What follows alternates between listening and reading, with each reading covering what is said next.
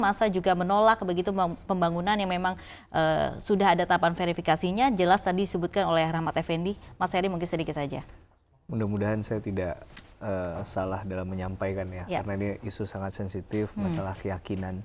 Tapi saya coba untuk melihatnya secara overview saja, dari secara general bahwa negara kita ini kan bukan negara yang berdasarkan agama, tapi jelas kita juga bukan negara sekuler seperti katakanlah di negara Eropa lainnya yang kemudian memisahkan secara jelas antara pemerintah, kehidupan negara dan agama. Tadi itu yang harus kita pahami. Bahkan di Undang-Undang Dasar kita di pembukaan UUD 1945 ada kata atas berkat rahmat Allah yang Maha Kuasa gitu kan. Kemudian ada di dalam batang tubuhnya di beberapa pasal 29 UUD 45 juga menyatakan atas keyakinan kita terhadap Tuhan dan lain sebagainya.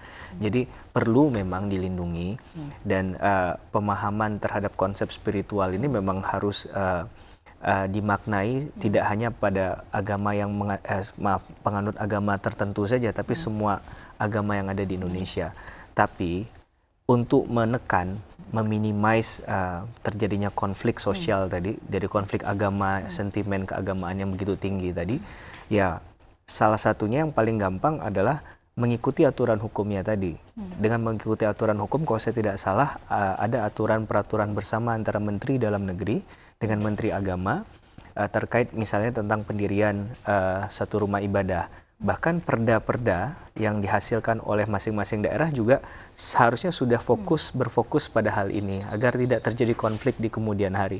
Persoalannya kadang kita mengabaikan administratif yang tadi Mbak Lovi sampaikan.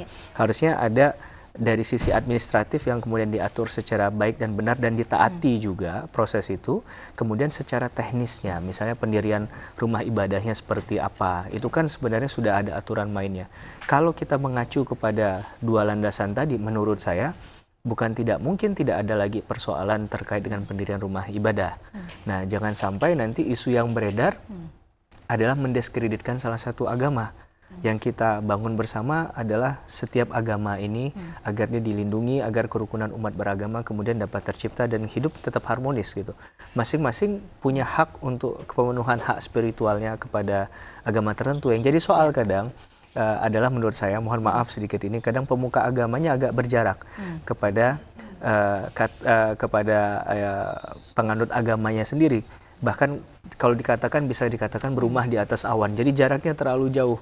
Padahal untuk persoalan semacam ini pemuka agama harusnya hadir untuk kemudian memberikan penyampaian terhadap hal yang baik, hal yang positif tadi, sehingga ya, hal yang kontraproduktif, hal-hal yang tidak kita inginkan tidak terjadi. Baik, mungkin yang paling sedikit yang paling gampang begitu untuk meredam konflik untuk sementara ini. Dan betul. Oke, Mas Heri, nanti kita akan berbincang lagi. Namun saat lagi pemirsa, Special Report masih akan kembali.